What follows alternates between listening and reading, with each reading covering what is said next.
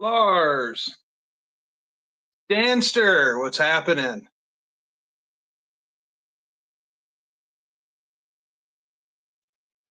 Main Street Mopar, hello. So we're doing something new today, and I'm using StreamYard, and I already can tell that this is too much for my little phone. So if people come in, I won't be able to see the chat.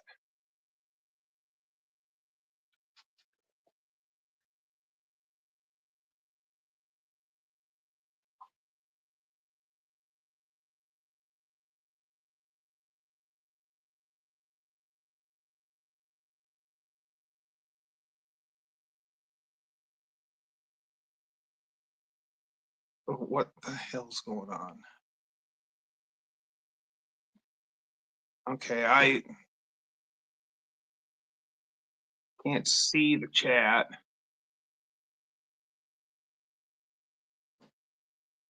Okay.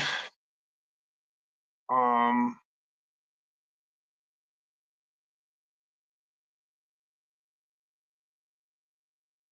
well, for fuck's sake.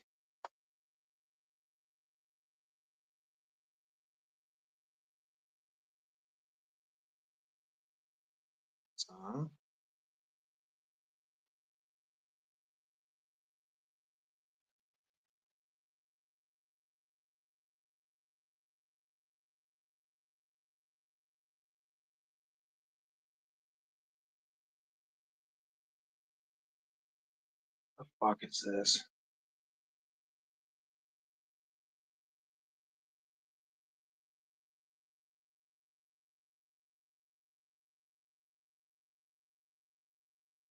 Maybe. Well, I can't see the chat. I got so much gobbledygook on my screen. I can't see the chat.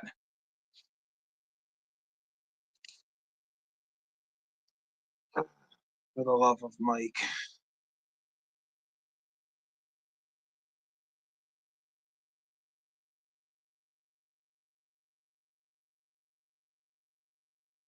I am semi-clothed eating a bag of Cheetos. Of course he is.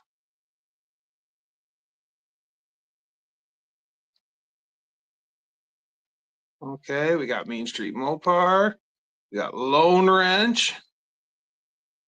Well, come on.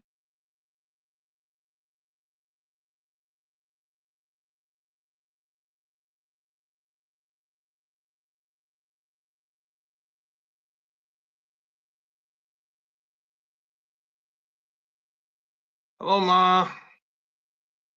Should be on the right of the screen, yeah, but I can't.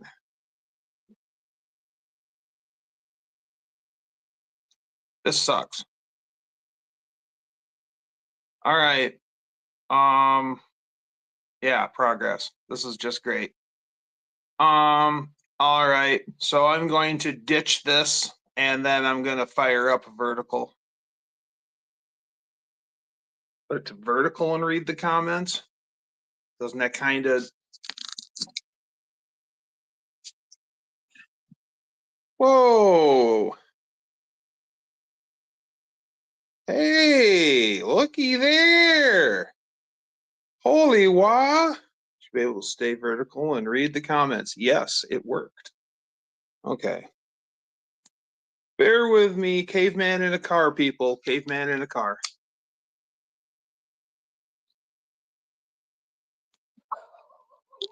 Shut your mouth. Don't talk to me in that tone of voice.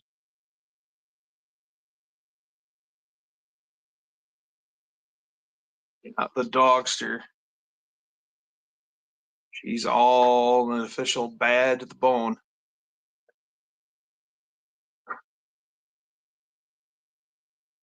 Listen to, oh, yeah, old timer. Oh, okay.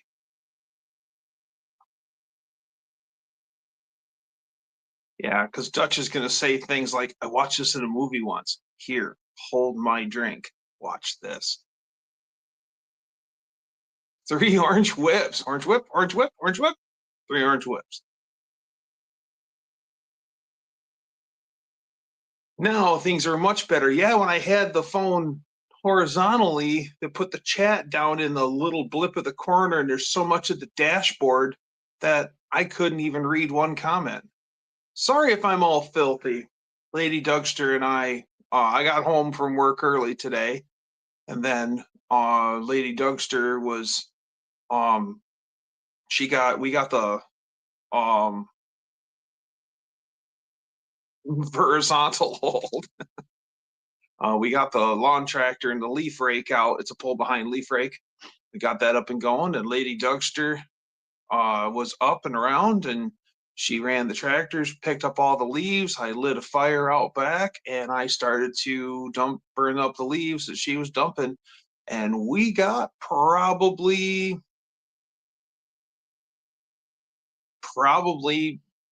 90% of the front yard and 50% of the backyard. And we only were at it for like an hour and some change.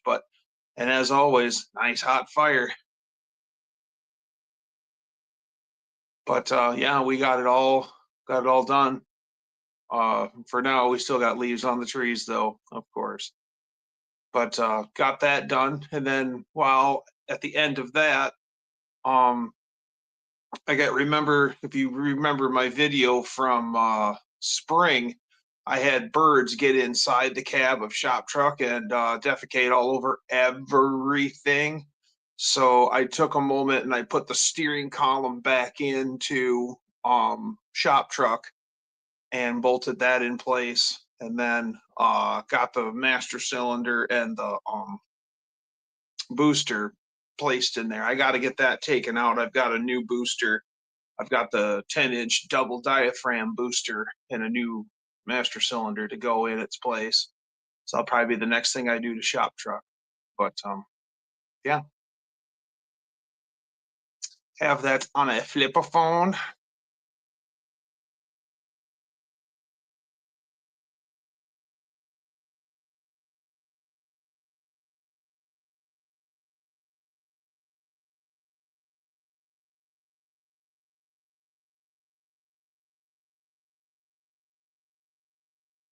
And then, so the fire is still burning. So probably tonight I'm going to go out and at least run an eye across it. It's almost down to a little pile of embers, but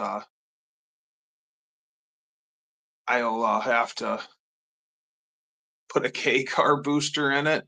I ended up getting a booster for a big block pickup. The smaller, I think it's the 8-inch booster with a double diaphragm manual brakes. Maybe this is a Cardone rebuild, I think, so I could be running manual. We'll see. I'm going to try to run this master cylinder. I got I think I'd like to buy some ARP rod bolts and maybe put ARP rod bolts in. Oh, the Mexican connection is here. Hey, Mex, how's it going? Welcome to my live stream. I'm thinking about putting ARP rod bolts while I've got the pan off and everything on Shop Trucks 413. And then replace the rear main seal, and then the whole bottom end will be done on the 413. I still got to get a bunch of stuff. I need rocker shafts for my roller rockers. I need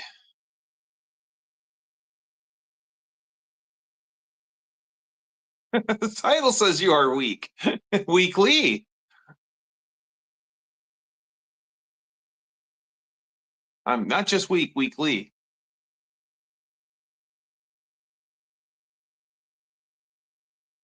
I'm fine. I'm a little sore from running around today, but nothing I can't handle.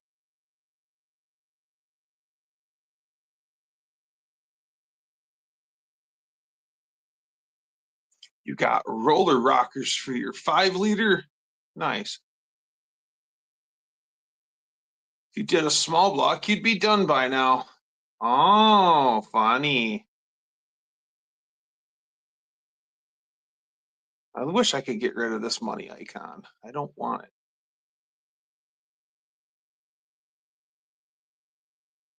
Oh.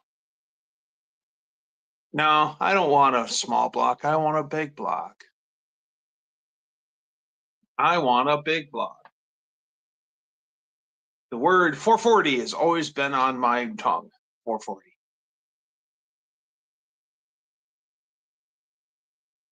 And a 413 is only 20 something cubic inch shy of a 440.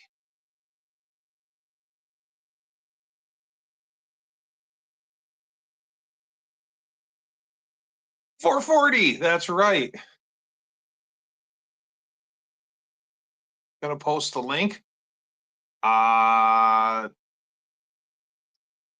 don't know how to do it.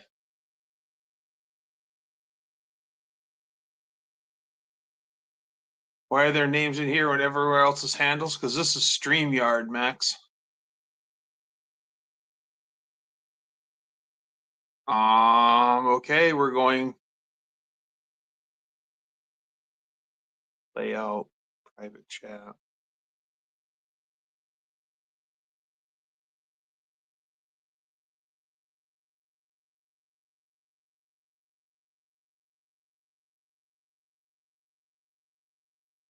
No. Hi, Tim. Welcome.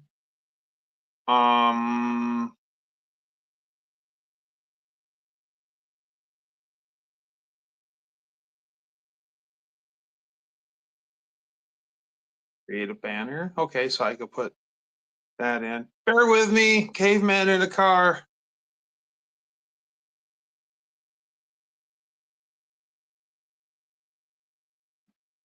He said they would have.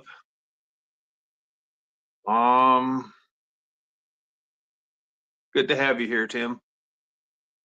Layout, private chat, destinations, title, settings.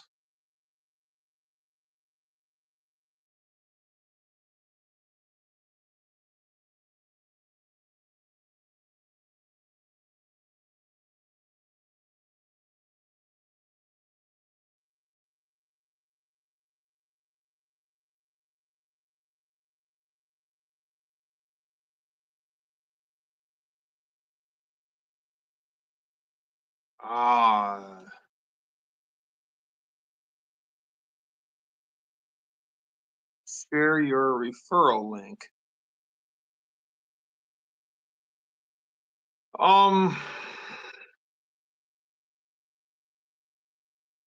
It says I can invite guests, but it wants me to enter in who my guests are. Like, so I don't know how to post the link.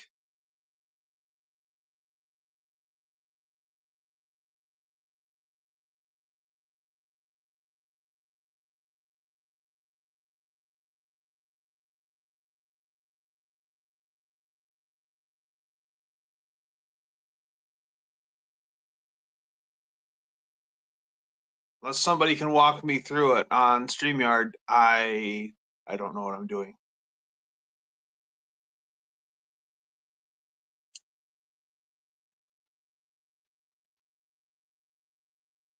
Never used this before. Bear with me, guys.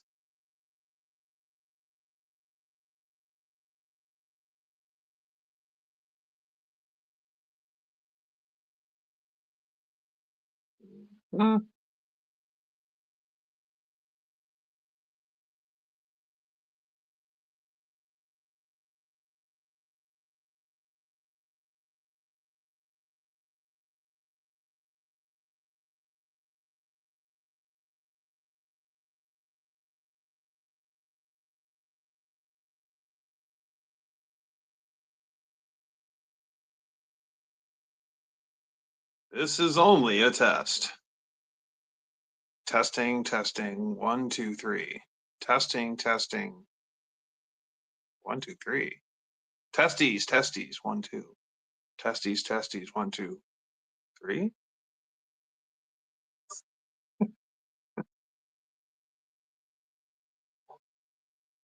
Ooh, it's serious. Is this thing on? But seriously, folks, I flew in from Florida and my arms are tired.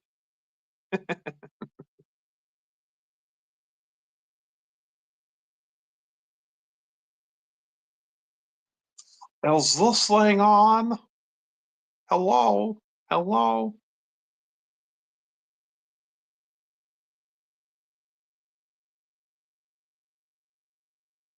Get the feedback. Ooh.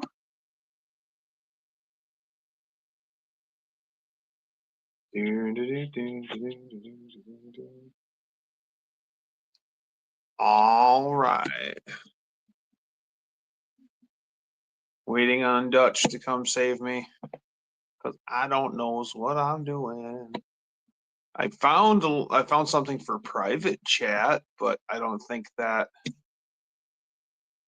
Oh, wait a minute. Let's see what private chat will do. Private chat. Start the conversations and chat with everyone in the studio messages. There. Studio chat. Chat with everyone in the studio.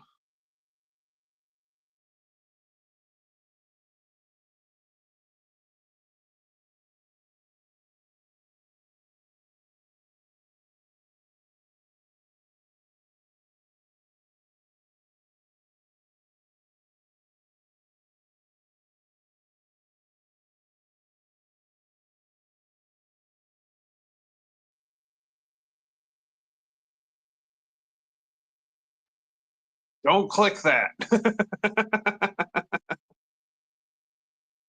I'm not clicking anything. Did we lose Doug? Kind of. You kind of lost Doug. I'm trying to figure this stupid thing out. That ain't gonna work. 1 potato, 2 potato, 3 potato, 4. You're the only one in the studio. Yes, I'm the only one in the studio because I don't know how to invite people. First time ever using this. Someone, our friend Dutch Guy's Garage, was like, bottle in the bottom middle of the screen, it has a and a friend icon. I'll give you a link. Lars.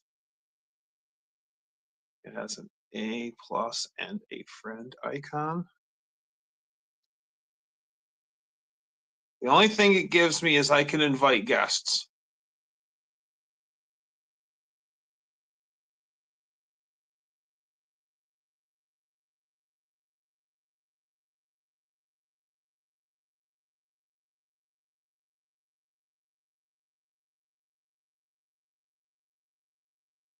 Guests can stream this to their own destinations.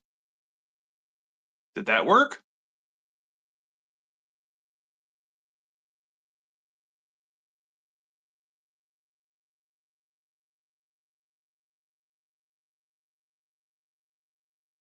Below the screen, friend, layout.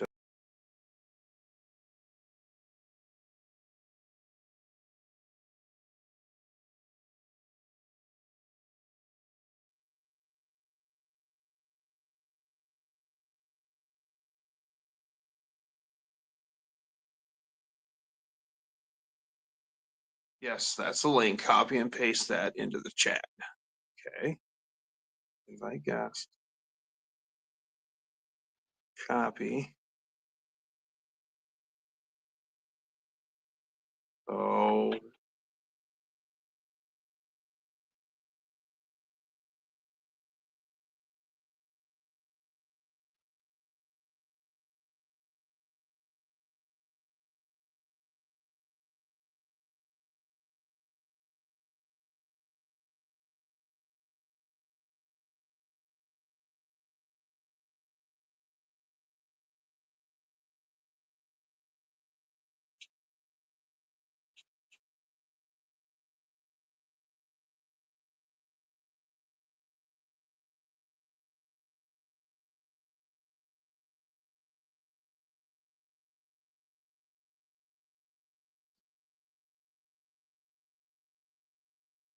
I copy it, but I can't paste it. It says copy to clipboard.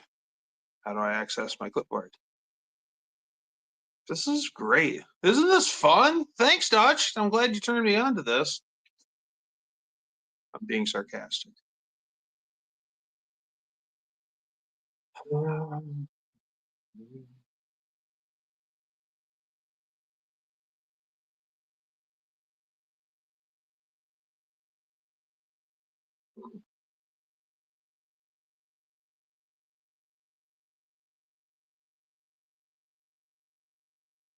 Hot fucking dog.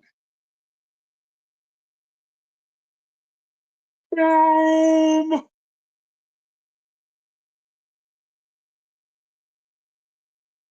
I did it. Now, if I don't recognize you right off the rip, I ain't opening you up. So it worked. Oh my God, the caveman in a car.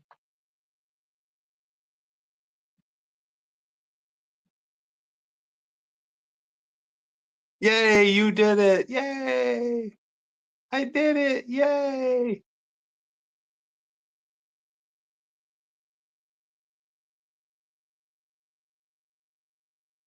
Okay. I'm going to celebrate with something to drink. Be right back. We did it. That's right. We all did it. That's right. A victory for me is a victory for all. That's right. It's a shared experience. It'll appear at the bottom of the screen.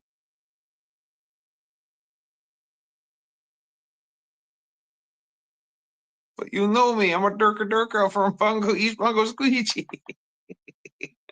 Durka. At the bottom of the screen. Okay. Gonna get something to drink. Be right back.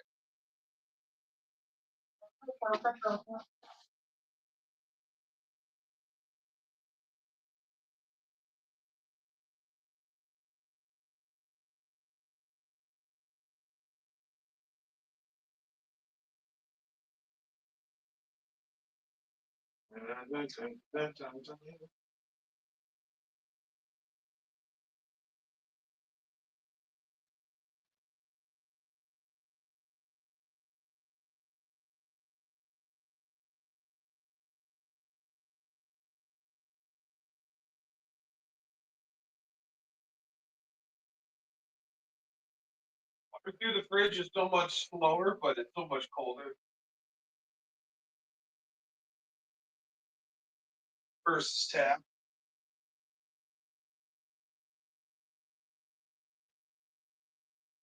All right. I'm back.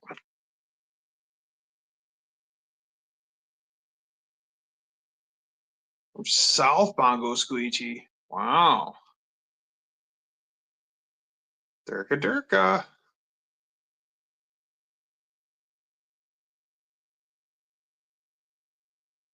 It ain't supposed to how you do it.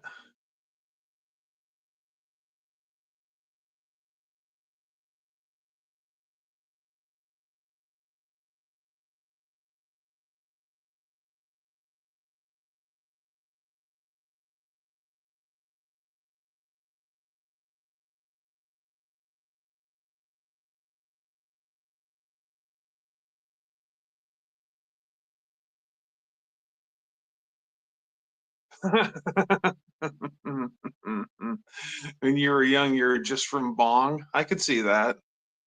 And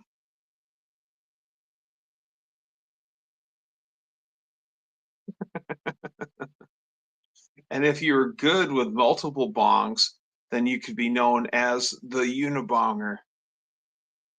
B-O-N-G, bong.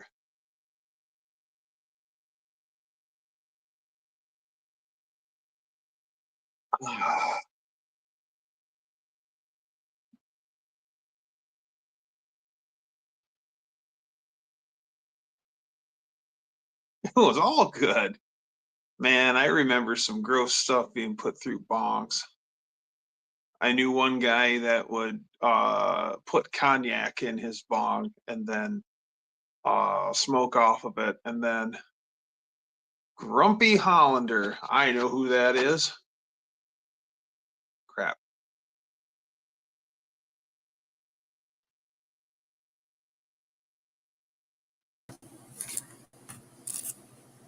What's up? Dutch, what's happening, man?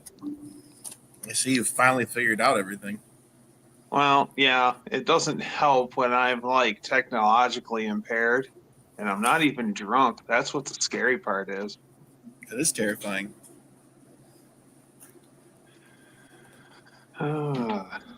That's good to have you as my first guest. Welcome, Dutch. Welcome. Oh, is this gonna be like Price is Right or the Maury Show? I think I'd rather have it The Price is Right. That way everyone gets to play Plinko. Maury's just too drama for me, man. Okay. Well, all right. At least it's not Jerry Springer. Although having a stripper of the day would be pretty cool, like Jerry Springer had. That would be pretty cool. He has a face. Skinny face. But I don't think the Unabomber ever stopped his first mom when I was in high school, says Danny Boyd. So are we still on for the first there, Dutcheroo? what's that, Saturday? Yep, Saturday. Well, yeah. You proposed us run around the top secret junkyard. Yeah. We're going to go see if there's Swifty parts. Hell yeah. I want to look at that white Polera. I think it's a Polera. That 1960. It's a forward look car.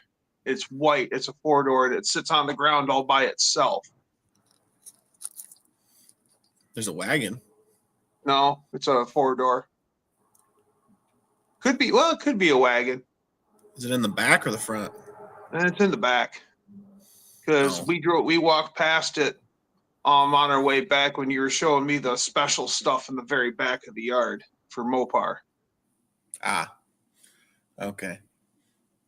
Yeah, it sits on the ground all by itself on the outside of it's a neat car. I wish it wasn't in there.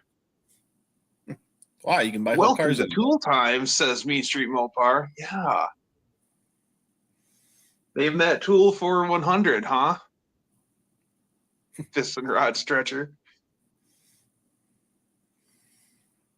Yeah, I took the time this weekend and I framed in everything under here and then I insulated everything. So I added another 1,800 square foot of insulation in my barn. Wow. Oh, I know where you are. You're under the mezzanine. The main Your fridge is all the way across the shop. I can see it. Yep, right there. Mm-hmm. Nice.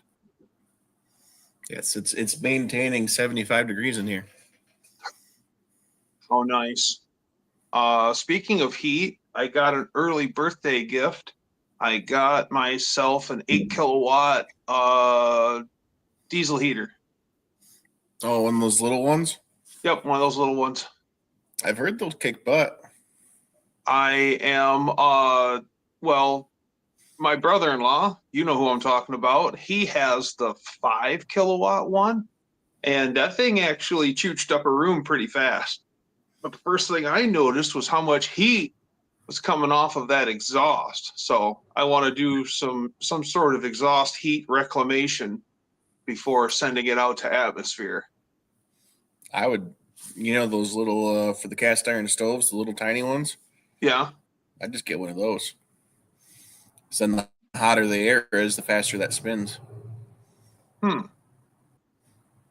was thinking about taking a 55-gallon drum and some 2.5-inch flex pipe and then making a sand battery out of it.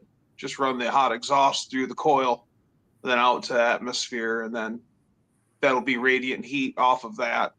I had a highfalutin idea on top of that to blow air across it and stuff, and I was like, we're not sending people to the moon. We just need to keep the shop warm.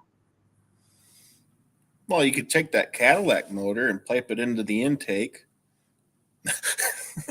My buddy's got a slant 6. He does. He's got that piped from his wood stove, like as another pipe where there's 2 pipes coming out of his wood stove, and one of them feeds to a slant 6, and then he uses that as a heat sink, and then he's got slant 6 exhaust pipes going out the wall. Yeah, I've been over there before. Cast iron, that cast iron would radiate something fierce. Oh, he's had that thing cherry red. I'm not surprised. That's why hopefully it's never going to be used as an actual block again. No. It's got a hole in the block.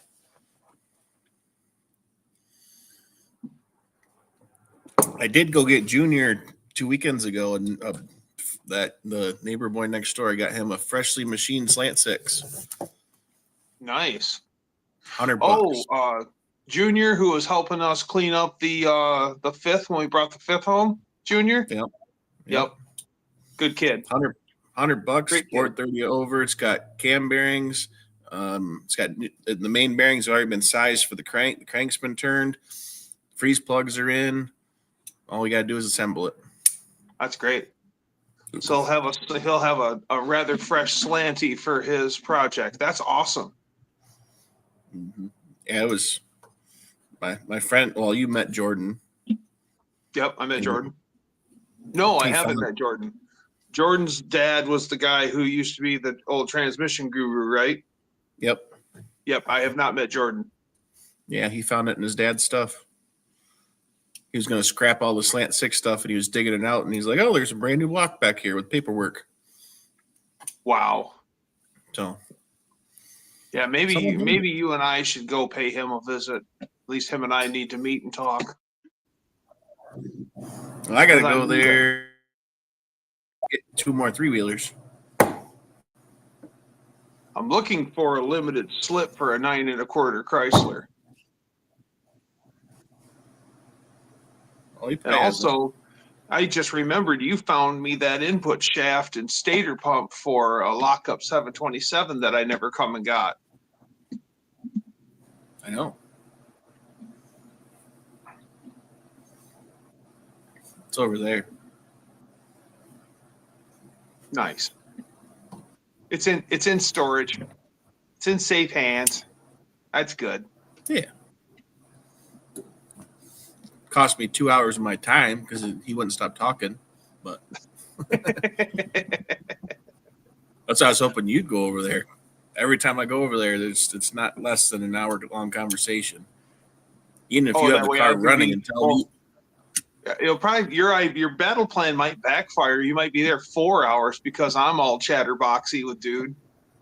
No, I'll just give you the address. I don't want to be sucked into that. Ah, I see. I can go talk to him. Gotcha. Mm-hmm.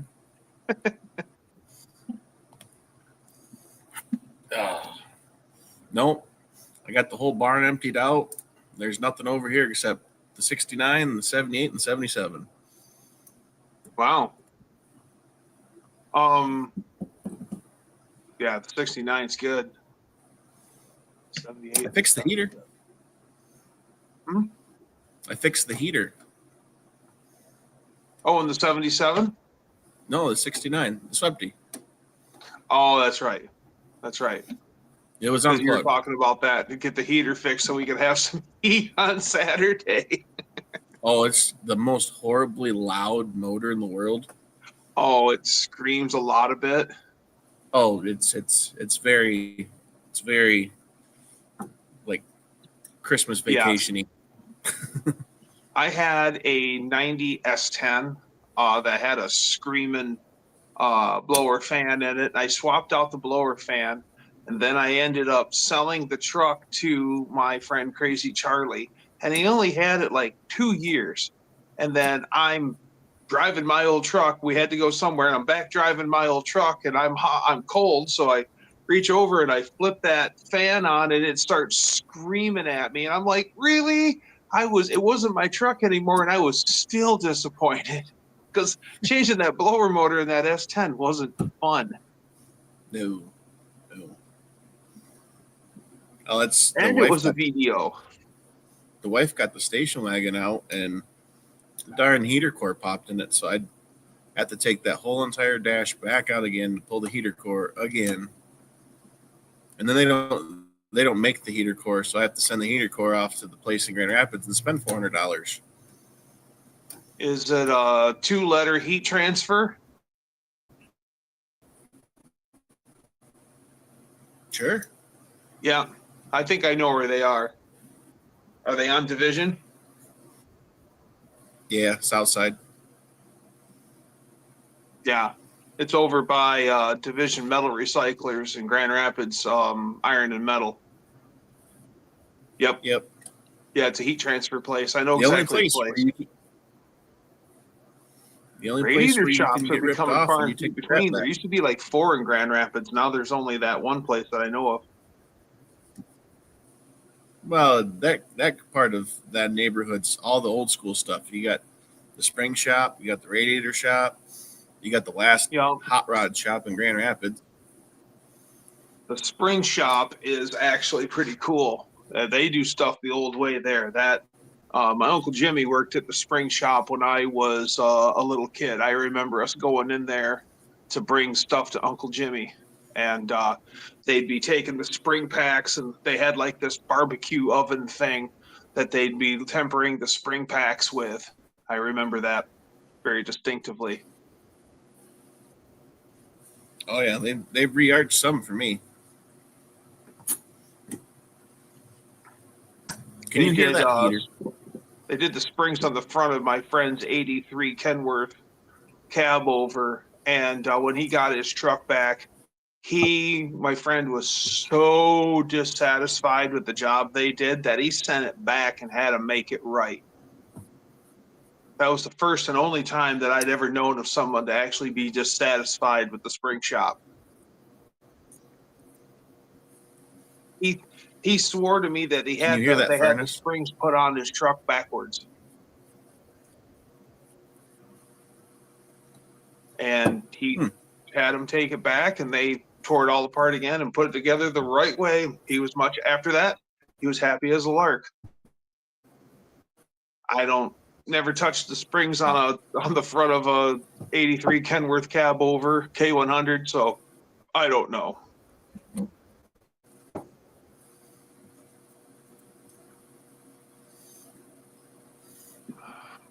Oh, I got this from the neighbor. Check this out.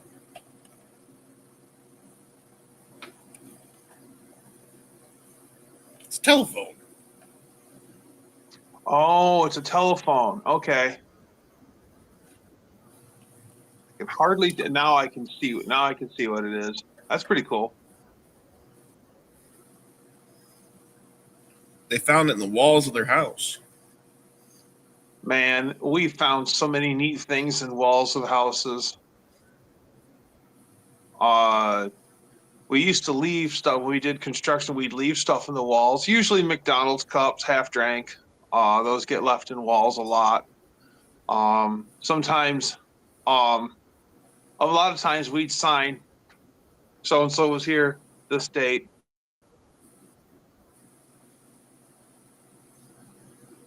We used to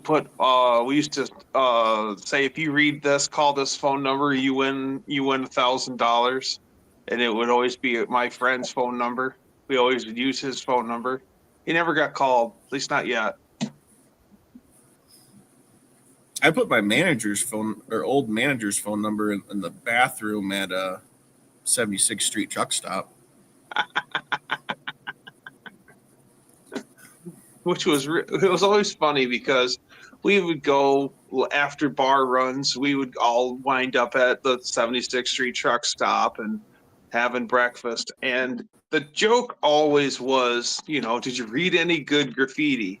And the ladies would excuse themselves to the bathroom. And then, so that was a joke at other places because usually the ladies' room doesn't have graffiti. But boy, the 76th Street truck stop sure does. The ladies are like, oh man, let me tell you, so and so likes to do these things. Call this number for a good time. Call this number for a good time. Call this number for a good time. I'm like, in the ladies' room, okay. Yep. Oh, Mean Street Mopar is asking you, Dutch, you put on pants for this? You don't know. You might not have pants on. Yeah. Fine. You're breaking up, Dutcheroo. This is a very 5-year-old bourbon. Oh, is that the stuff that you've been aging in that brandy barrel? One.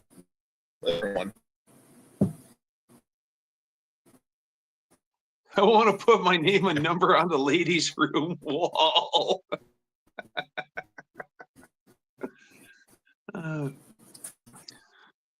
One guy, we lost the Dutcheroo. One guy, he found out that my name was Doug. We were hanging. We went to a bar around the corner from my friend's house, and we started going there on the regular. And I meet this guy, Rich, and Rich is cool as a cucumber, man. He's actually a pretty decent guy, and finds out that my name is Doug, and he's like, "I'm sorry, man. I'm just sorry."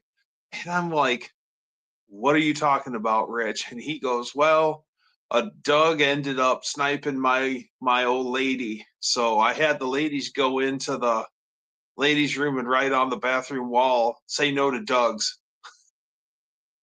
And I'm like, he goes, "So if you get turned down here, I'm to blame for that." The dude was hilarious. A drunk, but hilarious. Oh, grumpy Dutchman. I dropped my phone and it lost signal. So sorry. Landon Custom Classics. Cousin Mike, what's happening? Aloha.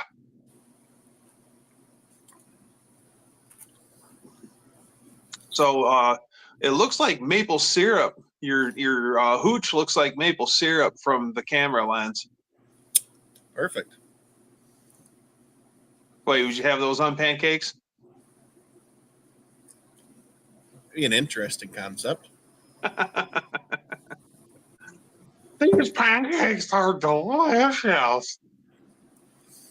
I got a customer that is like that. He can't operate in the morning unless his coffee's a little Irish. Oh, yeah. Worked for a farmer for a while, and he was a raging alcoholic, but one of those guys who was a high functioning alcoholic. And he always had at least a pint of Southern Comfort in his back pocket.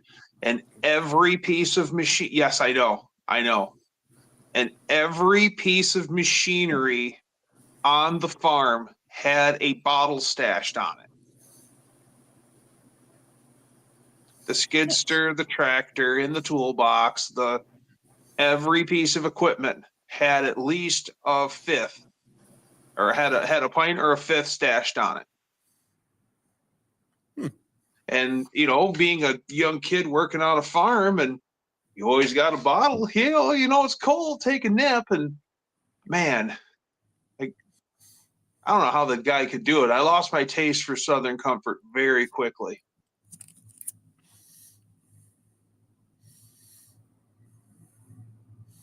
Haven't done a morning drinking binge in a few years now. They're so much fun till the afternoon.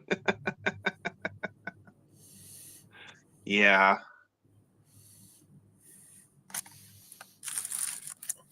But he's not grumpy. Ask his wife, says Dean Stevenson. How do you know? Maybe Mrs. Dutch is grumpier than he is. Oh, she's an angry Polish lady. Yeah, I know. The only thing worse would be the angry German lady like my mom. Oh. Welcome, Dean Stevenson, by the way. I'll have to make you some of this when you come over. What is that? Oh, it's a peanut butter sipping cream. I'm on antibiotics right now, so I shouldn't be drinking. Me too. You'll drink to that? Well, it's only 40 proof, so it's basically water. Okay. Well, I'll maybe try some. It's yeah. No, they got me on steroids and stuff right now, so I'm buff. Steroids? Yeah. In about 3 weeks from now, you're gonna be like, "Which way's north?" And you'd be like, "It's that way." Oh, wait a minute. I know. You won't be wearing pants, so you'll point north with a different appendage. Oh, I don't wear pants. I don't wear pants because none of them fit. I lost 29 pounds. You lost 29 pounds. I must have found it then. I don't take drugs, so I'm drinking aviation gin. He's got to get high some way. Danster is unique. He likes his gin straight from the bottle, or not straight, but not from the bottle. He's a classy drunk. He'll at least pour it in a glass. Nice. Mine, I stick with glasses with lids. Yeah, the mason jars do work well. I remember my parents had mason jars that actually had handles on them, and for years my dad used one as a coffee mug. Oh, And fresh pot of coffee. It's a Saturday morning. Dad walks over and pours himself a cup of coffee. Has used that same cup for years for coffee, and that day, boom, thermal shock, and it busted. Made a big old mess.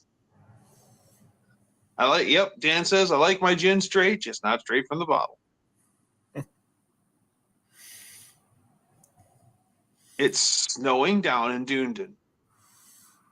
It's got to be the end of winter for New Zealand. So summer's got to be around the corner for them. that would be very confusing. Well, it's not confusing when you live in New Zealand. Yeah, That's I guess true. it would be confusing where like summertime is December. Yeah, I guess that would be confusing. It would.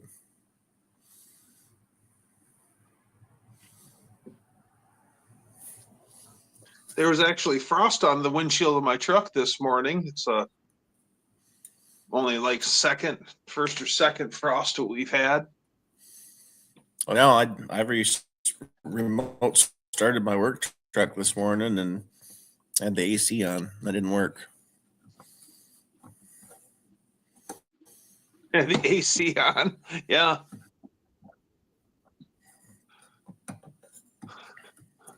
Yeah, but it gets mixed up. Sheep are not only scared of people like me, but also snow in early summer. Where men are men, women are scarce, and sheep are nervous.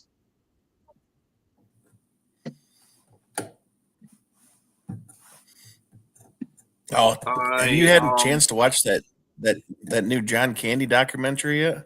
That was amazing. We watched that no last night. Diane or Lady Dougster, disregard. Lady Dougster had watched it, and she was telling me a little bit about it. It sounds really interesting.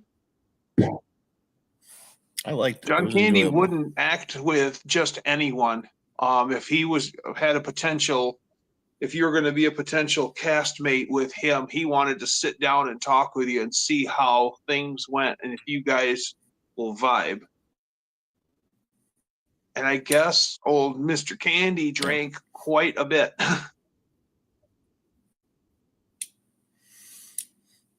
I know. Between him and the other big guy, can't think of his name. Chris Farley. Tommy Boy. Chris Farley. Yep.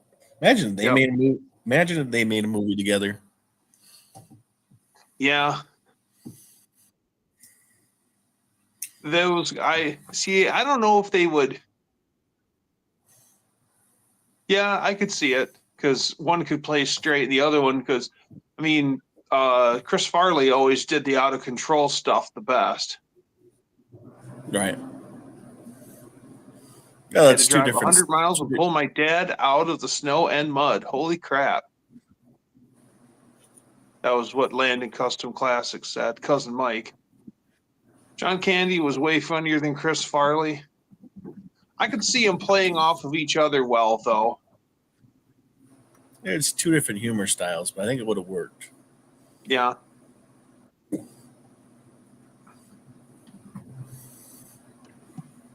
I introduced my daughter to Chris Farley with Tommy Boy like a month ago, and she got done watching it, and she says he likes to yell a lot.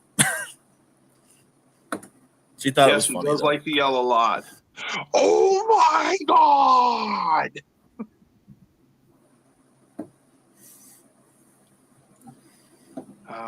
I still feel so bad for that Mopar in Tommy Boy. Even though I don't like what, convertibles, I just don't like senseless destruction of cars. Like what, 67 GTX? 67 GTX. Yeah. Convertible, which I'm not a convertible guy, but still senseless destruction. And I think they chewed through like 6 cars to make that movie. It was just M&Ms. They're fine. Creamy Nugget Center. Creamy Nugget Center. I think that would be one of my ultimate Mopars, would be like a 67 GTX. If I had big money, like money to burn, I would have a real Hemi GTX car. If I had money like that, I wouldn't even consider a Mopar. Really? Jensen What would you Interceptor is a buy if much you had that classier kind of car. cash? I'm not even a Mopar guy. I'm a European car guy and can't afford it. Oh, Jensen Interceptor with a 446 pack? Yeah. Oh, 360. With a small block in an 364 barrels. Interceptor? Yeah. Do they make them? I thought they were all big blocks. Yeah. I never Nope, heard you of can a own the small 340. block Interceptor. There's one at Be a Gilmore lot last year. lighter on the nose.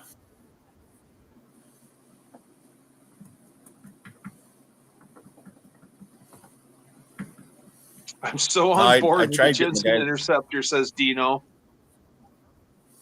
My Jensen Interceptor would be a 440 6-pack, so it'd be the SP in British Racing green and a tan interior.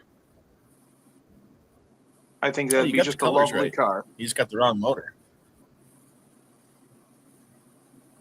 You like small blocks? I like big blocks. You can have the small block or the big block as soon as it's done with it in the station wagon. Well, I can have the big block when you're done with it in the station wagon? I'll take that. Yeah, I'll take that.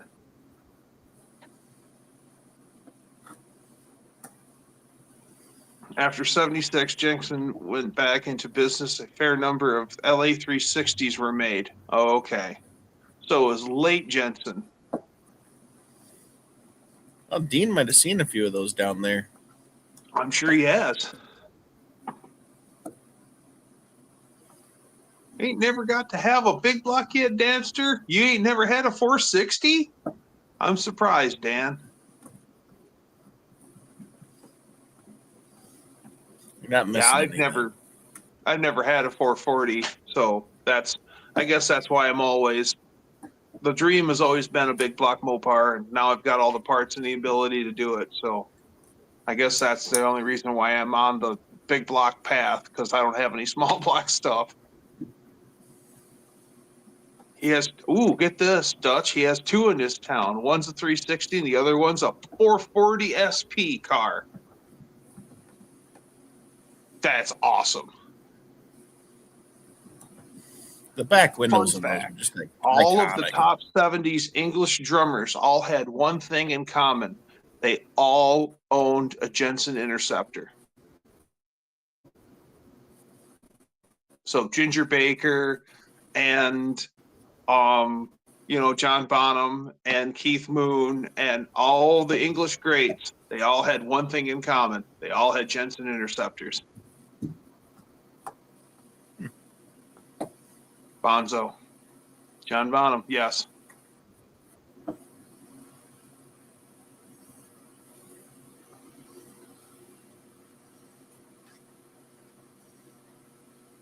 My tutor at Otago Polytechnic had the SP. Another guy has a light green 360. Oh, I know the light green color. It's really light green. Yeah, they make a nice orange too. That really sticks out. Yeah, I've only seen 2 Jensen Interceptors ever in my life. The last one I seen was a 383 car, and it was in white, and it was nice. That was at the Mad Dogs and Englishmen car show at the evil museum that you don't like, Dutch. It's not that I don't like them. I just don't like their director right They're now. new. Well, trust me on this one, Dutch. After the fracas and the fiasco that I experienced at the vintage motorcycle show, I'm starting to see how you're thinking. It's whoever is running the show there has their head up their keister. Yep. They had for a vendor spot for the swap meet last year, it was $25 for the whole weekend, for the 2-day weekend. This year, they tried charging people $50 per day. Yep. And then they goofed up and didn't include it on their posting online. And no one said $50 a day. All it said was vendor spot $50. So a lot of people got their extra 50 back, but still, that's pretty steep money for, like, we hardly make that kind of money to cover. If it's $100 for the weekend, we don't usually make that much in sales. We're always like $5 here, $5 there, $10 here, $20 here. Right. You know, we might make $90. So if we're going to pay, you're going to see the cycle show really diminish. Well, you seen what happened in the McCacken show? They had eight vendors. 8. Eight vendors. That's nuts. I'm sure the McCacken people were very happy when they came to glance at the museum and seeing there was. They took the whole oval and they made it for the Mopar people, and there was 37 cars parked in the oval. 37 cars parked in the oval.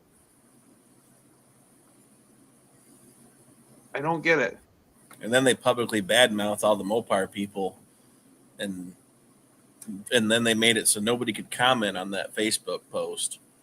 And then they started deleting anyone that had anything bad to say about any of their events. You only do that when you know you're in the wrong. Yeah. And, or you're so arrogant that you just don't care. Oh, the museum director gave them. He's a well-known Corvette enthusiast. He gave the Mopar weekend in July to the Corvette and Camaro guys. Oh, that explains why out of the middle of nowhere, our vintage motorcycle weekend got pushed all the way to September. Yep. Because we were in June for years. They tried saying that the Mopar show was their smallest show. That's why they had to axe it. It was like, I don't know, because they have shows for like they have the Cadillac weekend and Cadillac, the Mercuries, the orphan car, or even Mad Dogs and Englishmen. They have cycle show, a brass car weekend. You can't tell me that there's over 800 brass cars that show up on a Saturday. You can't tell me that's happening. Right. They tried saying that the last year at Gilmore we had less than 200 cars. So then somebody was a smart ass and went to their post from the previous year where it showed the aerial photos they took from the drone with the car count of 846. And it was like, isn't this you guys' post from last year? And it was like, oh, it must have been misinformed. Must have been misinformed. Well, what I didn't like was I pull in early on Saturday and I wanted to ride in the vintage ride. And I'm asking around, where do I go? Well, you got to be here at this time. Well, right off the rip, I was told the wrong time, 11 o'clock, not 10 o'clock. Mm-hmm. So they left at 10 o'clock sharp in the rain. So I probably wouldn't have rode in it anyway. But it was just the fact that I'm running all over this facility, and everyone looks at me with a blank stare, and they have no idea what's going on. And everyone is sending me to the other side of the facility to go talk to someone, and they send me back to the other side of the facility. I must have crossed that whole facility about 20 times, and then started getting sent to double back. And then finally, at the very end, I asked someone, I'm like, I'm getting sent back to you.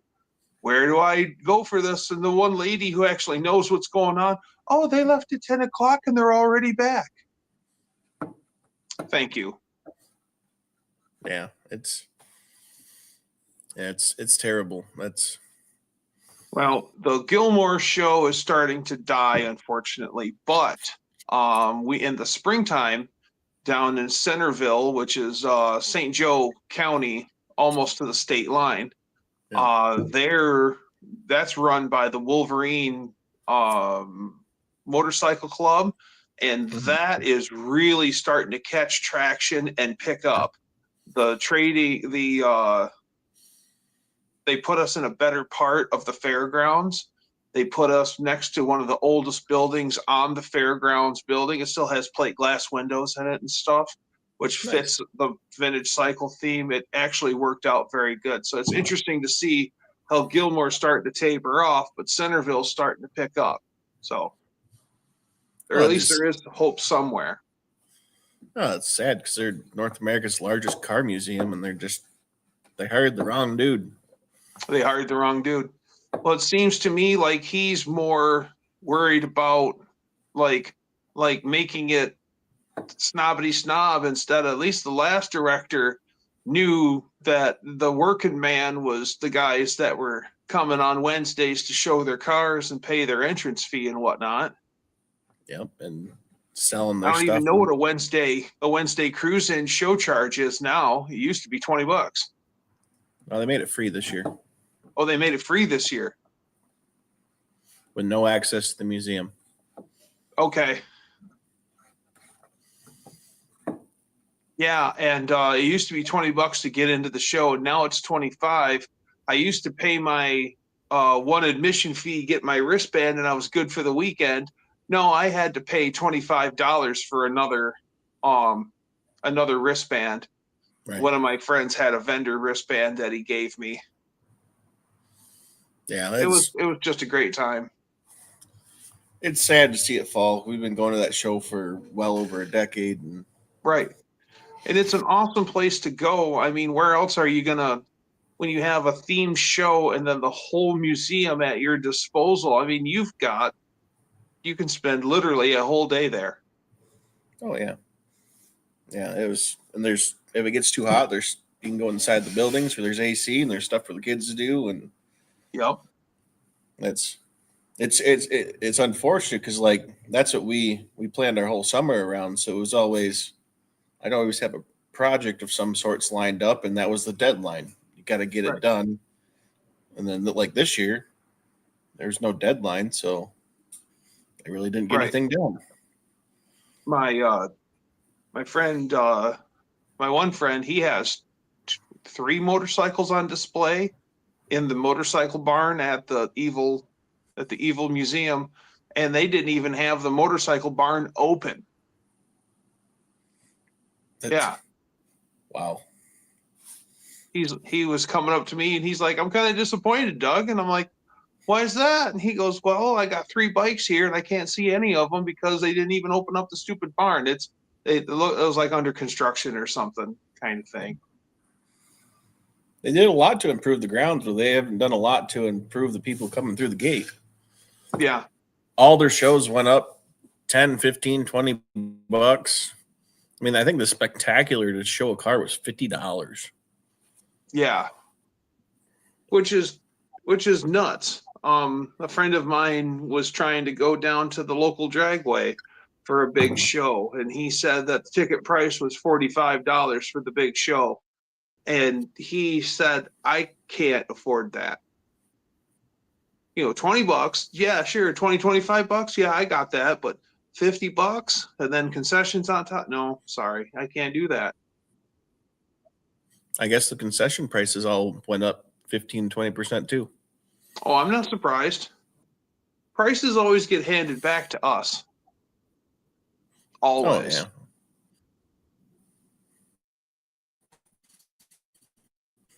I've had 2 flies in here a week, and I even turned the furnace off for a couple days to try and get them to die. And every time you turn the heat back on here, they come back alive. It's very annoying. Oh yeah, we used to hang out at my mother-in-law's house a lot and drink in the old red shed, and then we'd have the wood stove just a chooching in February, and it'd be hotter. Like the thermometer was at, I'd say, probably this high above my head, and it'd be nothing to have that thermometer buried at 110 at that height above me. So it was usually really warm in the barn. And it would be not all that surprising to see mosquitoes starting to fly around the barn in February. They wouldn't sting you, but they were still pretty stunned, but they were flying around. Oh, yeah. Yep. Yeah. Did you get everything ready for winter? I'm working on it. I got the steering column shoved into shop truck so the birds don't won't get in the cab again. And then yeah, we started picking up the leaves. I got the motorcycle almost winterized, and I've got that sure put in the back of the shop for her winter slumber. So yeah, we're slowly getting our way ready for winter.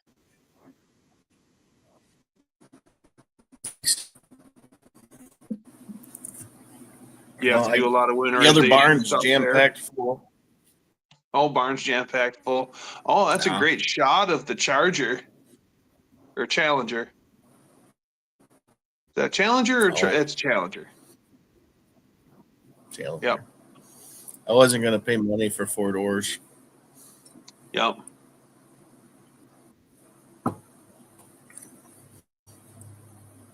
A guest?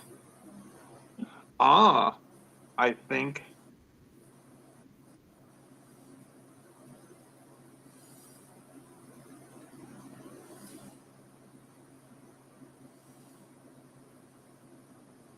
Why are you clicking on me?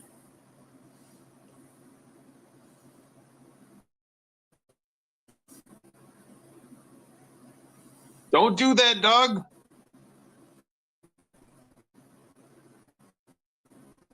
Oh, did we lose Doug? Yep. Fat fingered Doug. Oh, Doug break the internet. Yep. There you are. It's not hard. Ginger, welcome. Was there somebody trying to get in the show and you deleted yourself? No, I was I put the link out there just in case somebody else wanted to come in.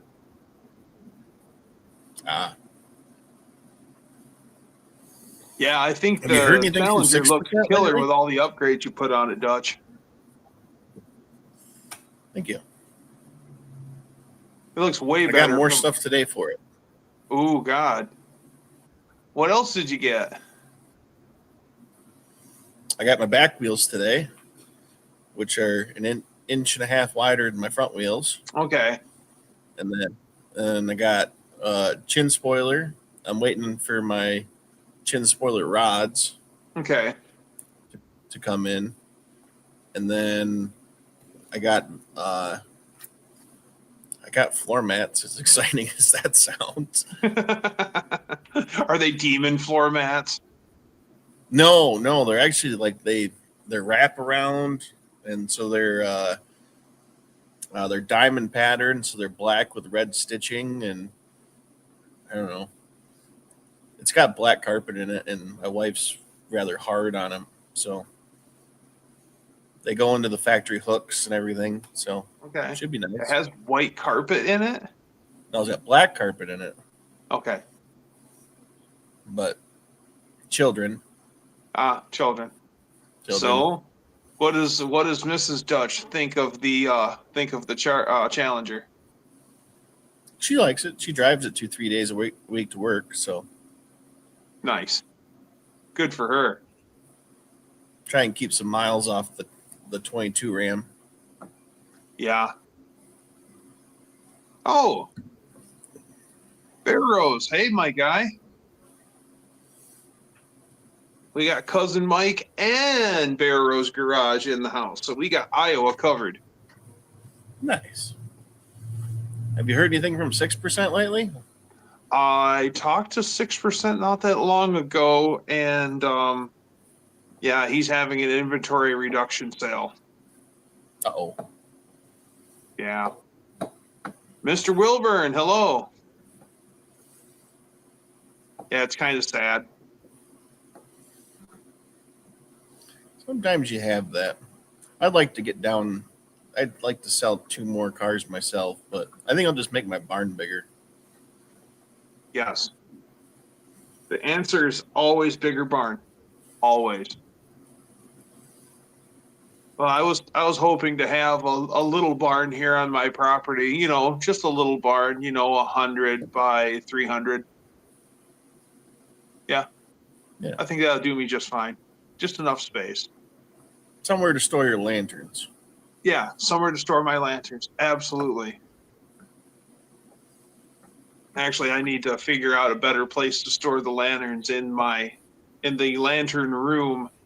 I'm thinking about making a rack for them that I can hang them up by their handles. Just use your bedroom. Use my bedroom? I am using a bedroom. They're all on the floor in a group. Yeah, hang them from the ceiling in your bedroom. Yeah. See, I have to keep the- Lady Duckster happy. Otherwise, if Lady Duckster's unhappy, then, bad things happen. When Mama's happy, everyone's happy. My wife hangs car parts in our room, so. There's a reason why I like Mrs. Dutch. There's a 78 Dodge truck grill that hangs above our bed. I'm not allowed to use it. I don't even want to know if you guys use a Dodge truck grill in your bedroom for. I just don't want to know. No, it's been decoration in our house for years, but it's super, super nice. Doesn't have any dents or anything to it, but she won't let me use it to actually put on the vehicle. So. Oh, because it's so nice. No, it's her favorite year truck grill, and she won't take a dinged up one in it. It's the round headlight one. Yeah, it's the round headlight one. Says Dodge in the middle of it, and then it has the markers inboard. And they made them 2 different ways: yellow turn signals and clear turn signals with yellow bulbs. Yeah, the 77 That's my favorite grill too. The clear turn signals were far superior, though. Oh, they're better made? No, just clears or better. Or they just look better in your opinion? Personal preference. I'll buy that for $1. It's kind of like the 76s had the clear front turn signals in the previous generation grill. Oh, yeah. That's what I had for that 73 green crew cab. I sold that. I didn't know if I told you that. Yep, you sold it. You sent me a picture of that getting loaded up on the trailer. Yep. He had to come from Alabama to get a rust-free crew cab because he couldn't find any down there. From Michigan. Yeah. No, it's going to get used. That's the main thing. It'll get finished. So. Right. I kept putting it out. The paint turned out pretty good on that. Oh yeah, he was very happy about it. But no, he's going to do something with it. He bought like 4 crew cabs in 1 month, and he looked at that one and he's like, "It's pretty screwed up. We got to come to Michigan to get a really solid truck when I can't find anything in Alabama." Right. Which you'd think that Alabama would be pretty all right. Right. Or everyone's holding on to them. Crap. At No Name Nationals, Mean Street Mopar, he was showing me a 80-something or 90-something Dodge D150. And man, those truck bodies look good in Mississippi. It's got the normal cab rod on the passenger roof above the windshield, but other than that, the truck body looked good. The doors, the rockers were in it still. The bottoms of the doors were good, and yeah. I have a complete single cab roof.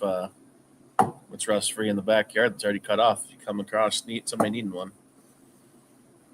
A solid truck from Michigan. Show you, JB, you'd be surprised. There are solid trucks that are Michigan natives, bought and sold here, or bought new here, and they're just garage princesses that get like bath like every 10 minutes. There are rust-free vehicles in Michigan, just not very. You don't find a lot of them.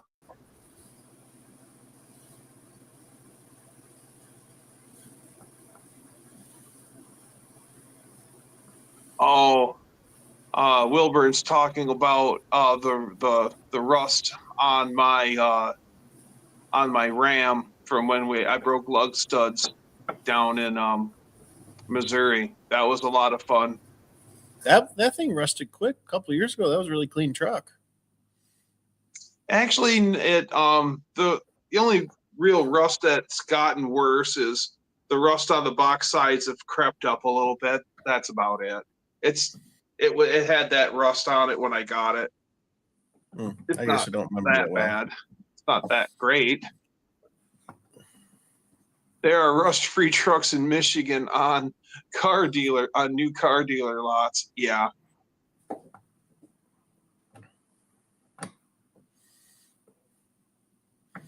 I wish that the state of Michigan would use more beet juice instead of road salt and chloride.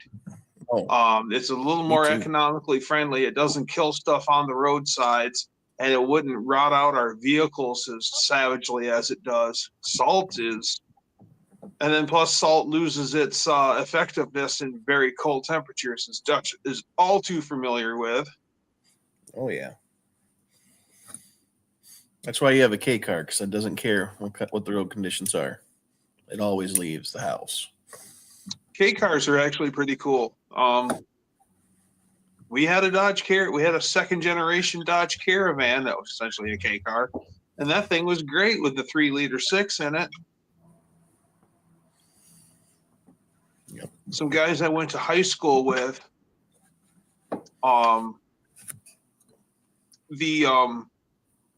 they had a first generation Caravan that was white and zero options, and it had a 2.2 liter and a 5-speed.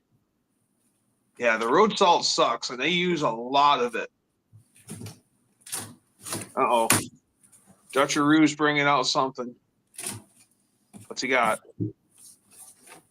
It looks like a wheel box if I was to ever fashion a guess. Drum roll, please.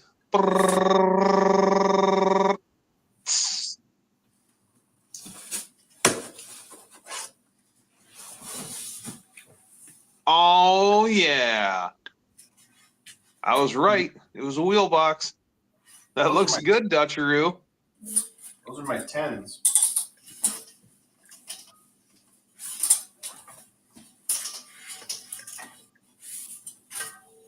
Yeah, the cal chloride does kill the wheels, Barros. Yeah, and the guys do use the beet juice instead of chloride to load their tires.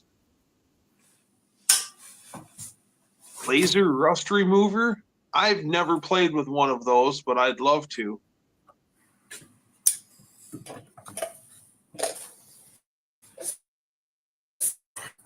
I don't know, but in the lower Michigan counties like that where me and Dutch live, they use salt, but you get up in the upper Michigan counties of the lower peninsula, and then they run the beet juice.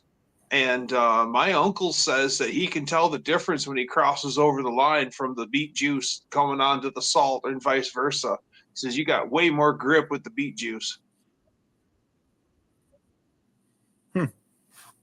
West Virginia just rusts everything. Ginger, I'm sure you're right, but I did take a peek underneath Wilburn's van, and that's like a bought and sold West Virginia native, and that underside of that van is very clean. I was surprised to see. He's got a mid-'80s B van. I think it's like an 84 or an 85 B van, and it's I think it was a Wildcat built by Wildcat Coach, so it's got a pop top and all the accoutrements that a usual coach built would have. Yeah, I know. It's actually John told me, he goes, take a look underneath and see how clean it is. I thought he was joking, and I actually leaned underneath it and looked in the undercarriage, and yeah, it on the driver's side, usually where most of the rust likes to hang out, it actually looks really good. Okay, be right back. I'm going to fill my glass.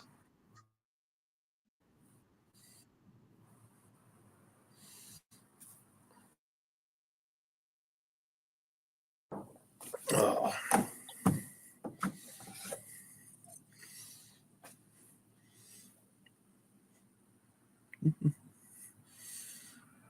I'm not as much as exciting as Doug, I guess.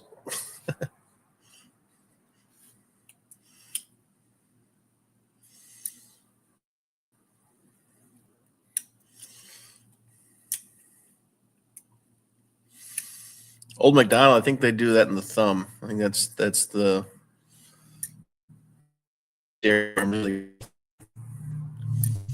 that smell of the thumb is entirely different. It just has a odor. Spent way too much time over there for work. I'm back. What'd you bring me? I brought dihydrogen monoxide.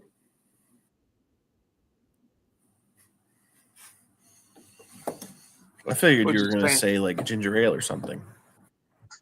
Say what?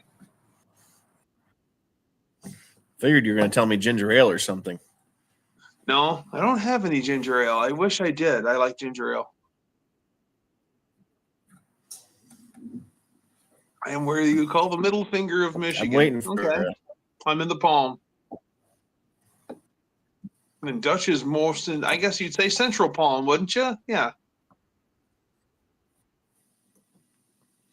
I don't know what you'd call it.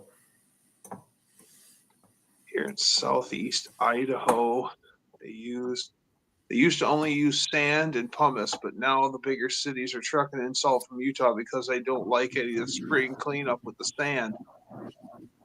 Yeah, the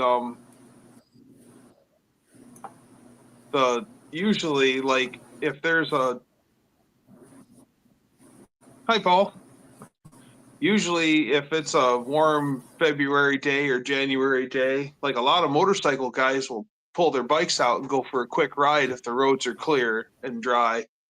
But I won't do it because the salt's still on the roads. And there ain't no way I'm going to put all that salt on my motorcycle. I'll wait until spring when the rains come and then the salt's washed off the road good before I ride on it. In good old Dean, Michigan. I'm not going to do anything to the Challenger. Are you going to drive it? Are you going to put it up for the winter? Or are you going to drive it? No, it'll be put up. Good.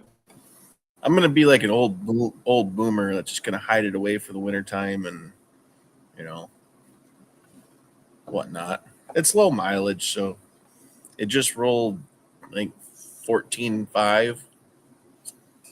So. Woo, you might have to trade that high mileage thing in, man. Yeah, old Mac, I think you're right. About 2.5 hours. Good night, Ginger. Nice seeing you. Oh, he's going in too because he holds the flashlight for her. Mr. Wilburn, the eternal gentleman. Good job. Bye, Ginger. Bye, Wilburn. See you guys.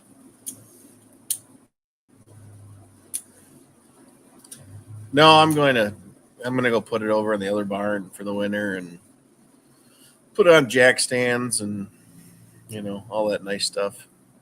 Yep.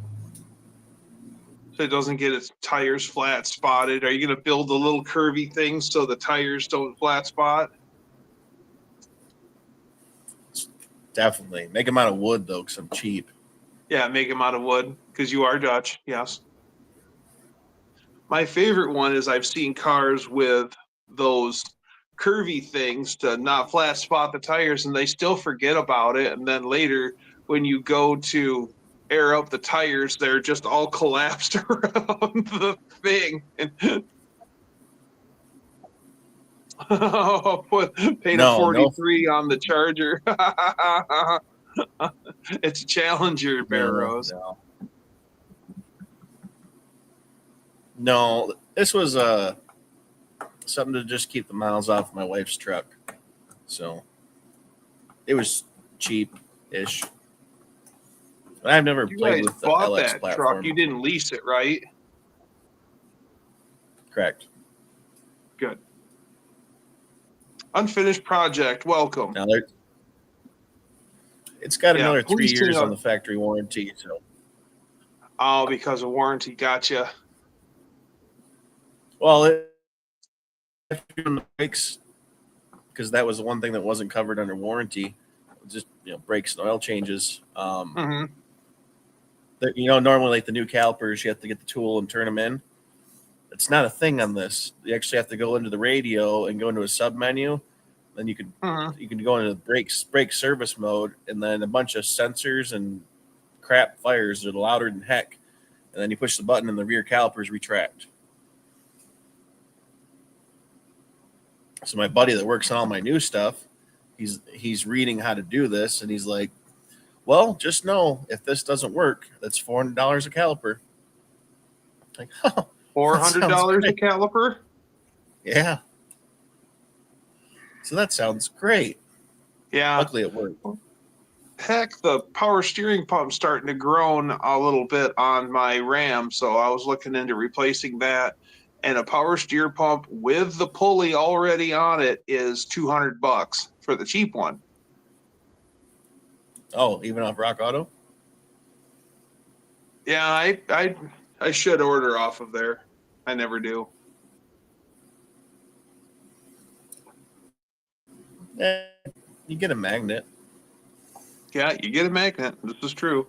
I might check out Rock Auto. I keep forgetting about them. The shipping kind of kills you, but if you combine stuff, like I've been trying to get better about planning ahead and not having an ADHD brain where I buy the parts because that's what my brain wants to do today, and then I overpay for stuff. So I've been trying to. I have a whiteboard over there. Well, my whiteboard where I write down the stuff that needs to be done in the vehicle so I don't forget. And then I order the parts, and then it gets crossed off, and then I have a shelving unit on the other side. Yep, the shelving unit. Each vehicle has its own shelf. So I can the speaker board used to be over like where the part shelf was. Yeah, at one point, yep. But trying to get more organized. Then your time is more. What do you call it? You spend your time more wisely if you're more organized. Old MacDonald has a car. It's funny. He's like, how are the other 19 lug nuts and studs on the Ram, Doug? Actually, it was 16. The other 16 are fine. No, wait. That was 15 because we had to replace 5 on the. Did we replace 5? Yeah, we replaced 5. Yeah, 5 new lugs and 5 studs. Did you end up the other finding 15 are fine. Yeah, I did such a huge pre-trip inspection, and I just had the new tires put on the front axle. I had it aligned. I had the back tires taken off, resealed, put back on, and I did this huge over-the-top pre-trip inspection, and I never checked lug torque because it just came from the shop. And I should, now I learn, trust no motherfucker. Check lug torque. Did you end up sourcing another wheel then? Yep, I ended up sourcing another wheel. Ended up buying after I figured out that the wheels that I have are for an 04, not an 07.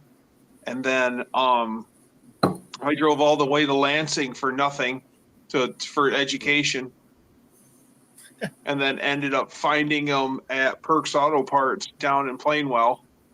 They had them on the shelf. So I ended up getting 2. I always buy one to replace and then one as a spare just in case.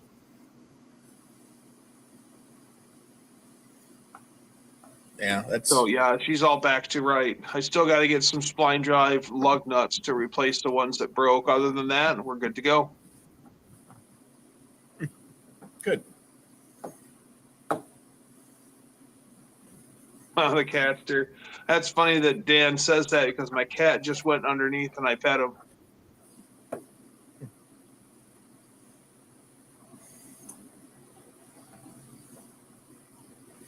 Yeah, the thing that still boggles my mind is the shake that I was getting in my truck did not correlate into like I need to stop and check my wheel. I thought it was something going on with my trailer.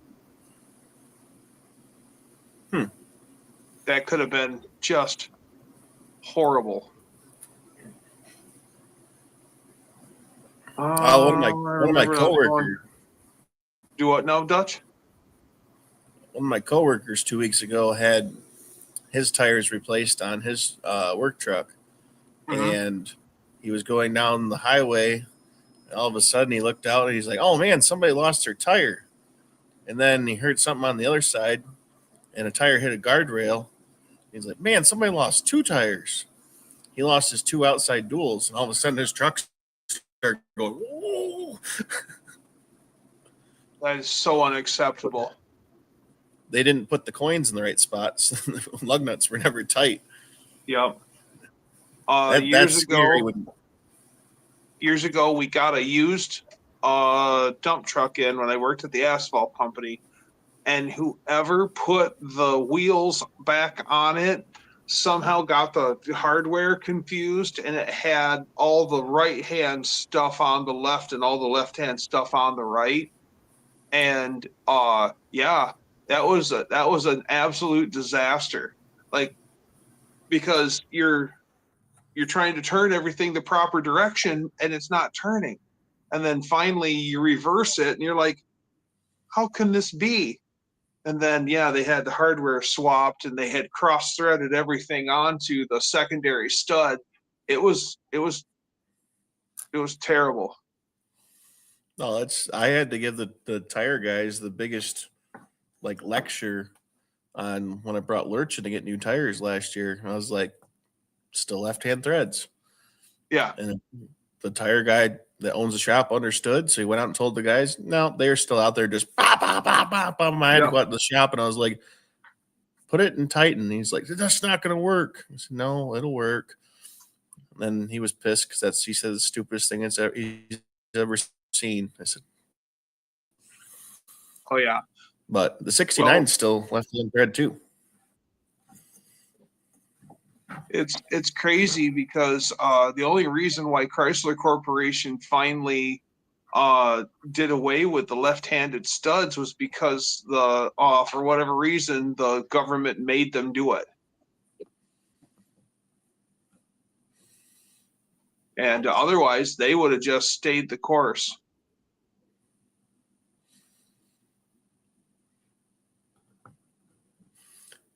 Which should be fine with, but those lugs are hard to replace.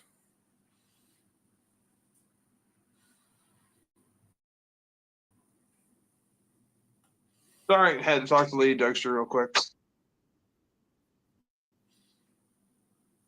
That's nice, and you can mute yourself on StreamYard.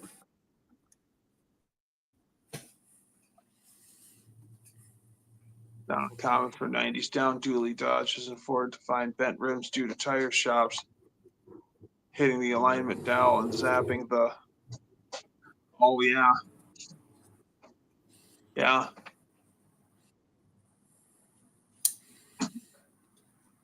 Yep. Man, we used to have this inch drive impact for taking on and off wheels, and it was a light blue. I don't remember what brand it was. It was, even though it was all cast aluminum, it was still heavier than a heavy. And if you didn't have a full tank of air in the compressor, you weren't making it happen. So you'd have to wait for each time for the compressor to top up and attack, wait, attack, wait, attack. Nothing but the best at the asphalt company. My boss just went to I guess there was a big tool show in Wisconsin, and Milwaukee, I guess, is coming out like right after the first year with their battery powered air hammer, which is not an air hammer. I guess it'd be I don't know what kind of hammer it'd be, but I'm waiting for them to come out with battery powered toilet paper. Well, you know how handy that'd be. Slap battery in and just. I mean, it can't be much different than a hammer drill chuck. Yeah, But I'm excited for that because I was holding out on getting an air compressor. The only reason I need an air compressor would be for that and to paint. Yep. Which there's been talks of years for putting in battery powered paint guns. Yeah, the battery operated stuff is an absolute horrendous distance on. Like, there was a time when my friend was first buying the Snap-on battery operated tools, I'm like, why are you buying those? That's not air. That's what you want, air. No. Even then he was like, no, this battery stuff's actually pretty good. Unfortunately, he's right. Well, it's a lot cheaper. Air compressors are loud and they always fire at the wrong moments, scare the crap out of you. Yeah. I plan to build an actual compressor room so I don't have to listen to the air compressor in the shop. I always envisioned I was going to put mine upstairs in its own little room. Oh, basically above your head. Yeah, but then in terms of serviceability, that's not very serviceable. Yeah, it's true. My one friend had a fabrication shop for a while, and he had a really skookum screw drive compressor for a while.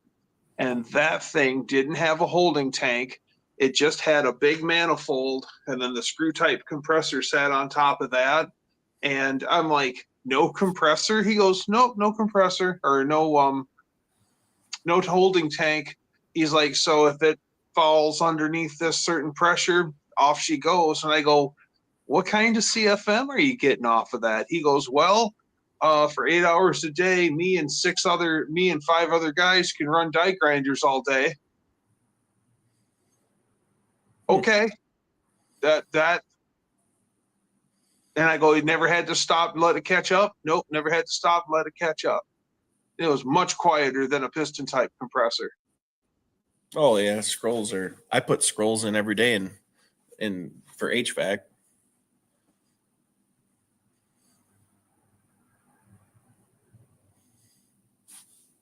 I've seen the airless batteries. I see what Barrows is talking about, those HVLP self-contained battery spray guns. Oh. Carter Auto Restyling painted a car using a couple of those, one for clear and one for base coat, and they were actually saying how nice that they were.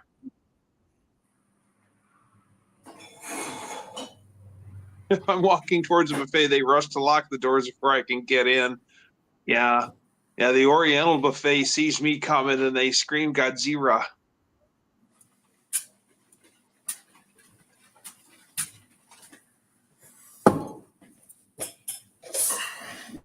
Uh-oh.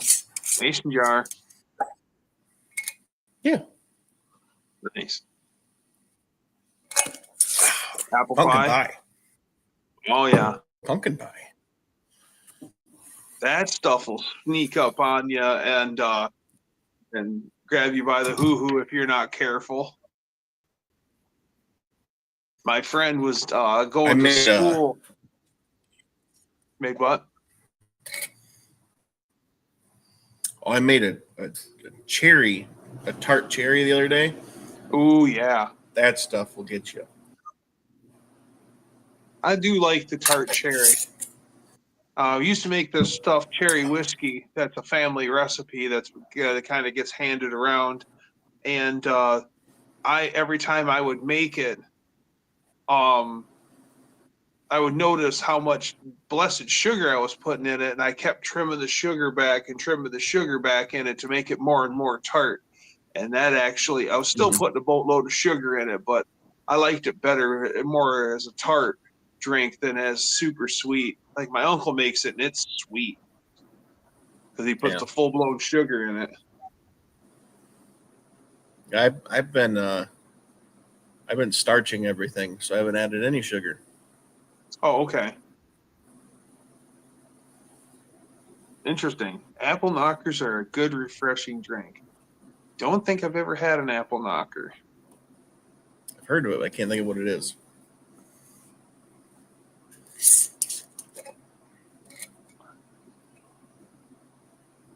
my one friend when he was going to University of Northern Ohio, UNO, for diesel tech.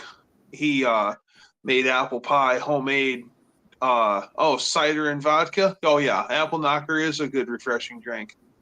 I'll get behind that.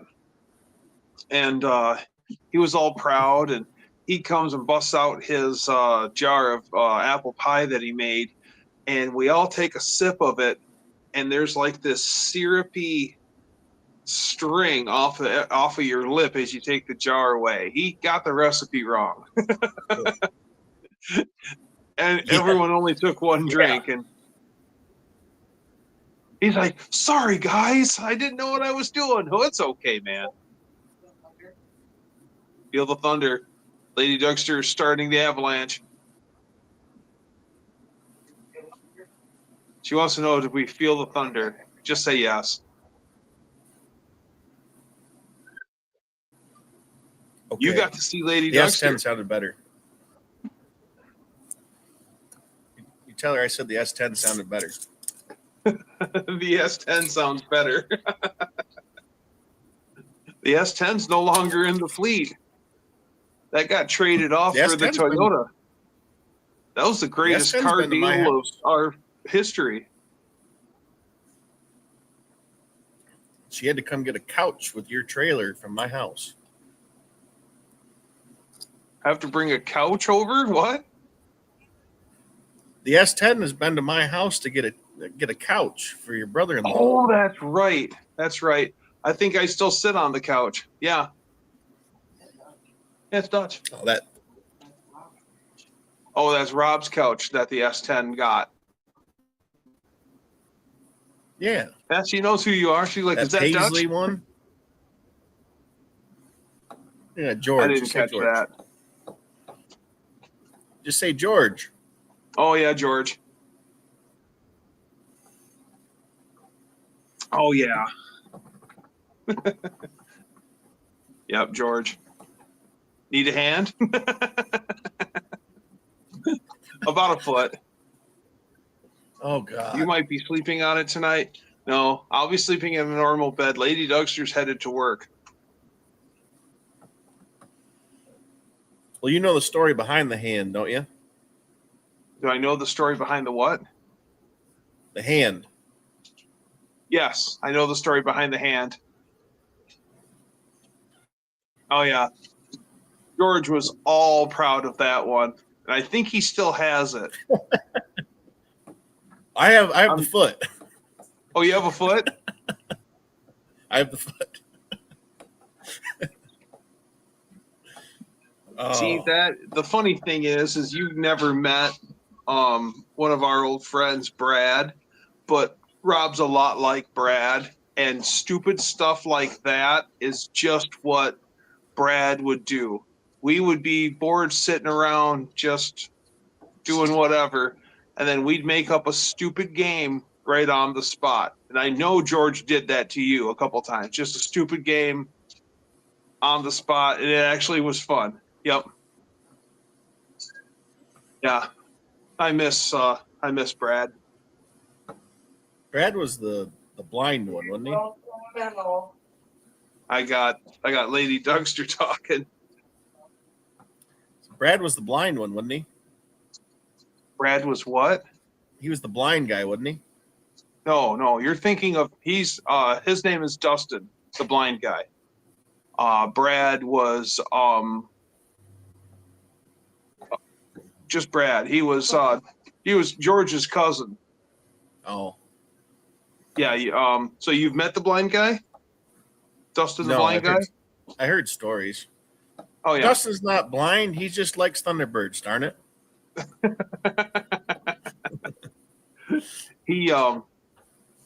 He's that guy's an absolute hoot and a half.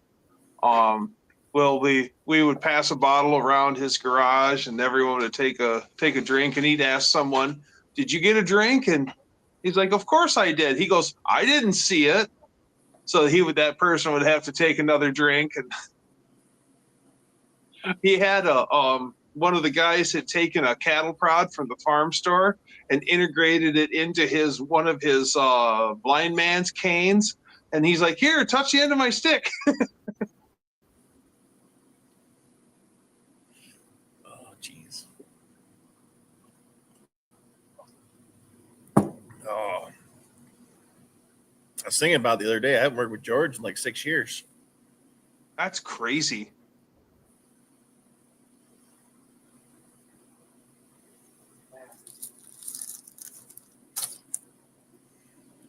Man, 6 years. It's been that long. Yeah.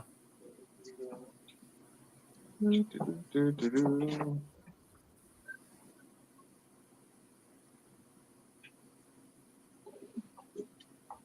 you find your cat?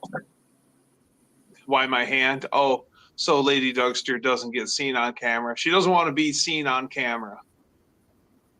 So that's why Me neither.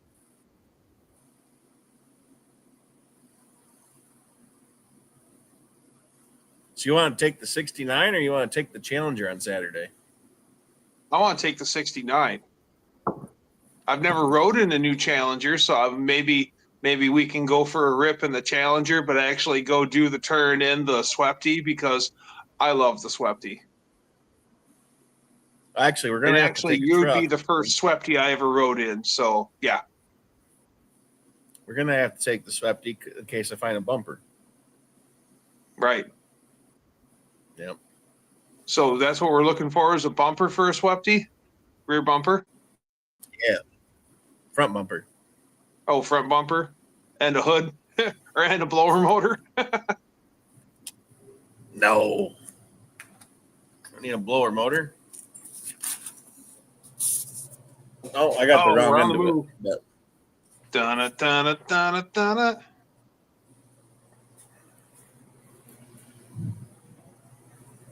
hopefully the phone goes as far. Fingers crossed.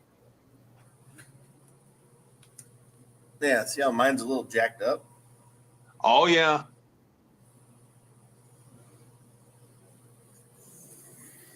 Definitely It sucks. jacked up.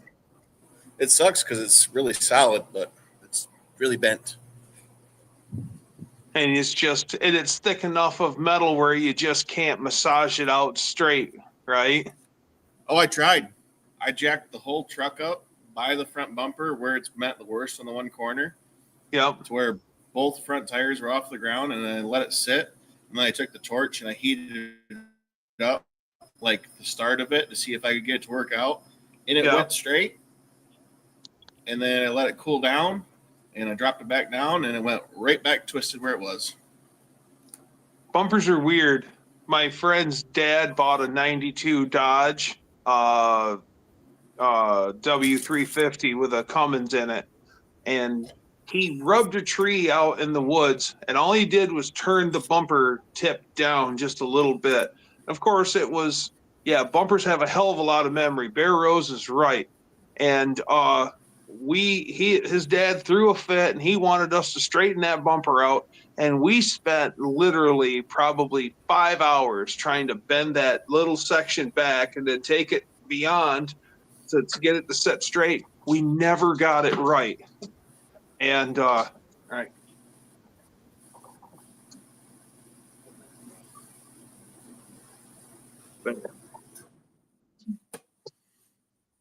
Oh, the animals are getting treats. Dogs getting treats. Cats getting treats. Nice.